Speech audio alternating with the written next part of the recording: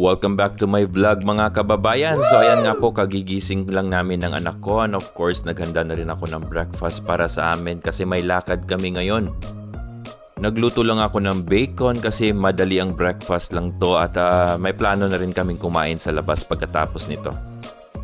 At ayan, dala-dala ng anak ko yung trolley namin para pang grocery at ready na yung anak ko at nag-volunteer na siya na rin yung magdala. At ayan, pababa na rin po kami.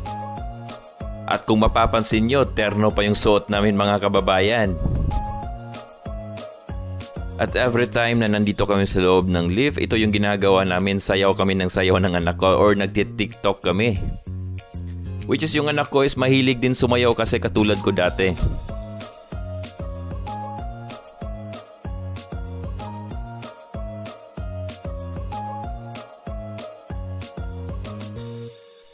So maglalakad lang kami mga kababayan kasi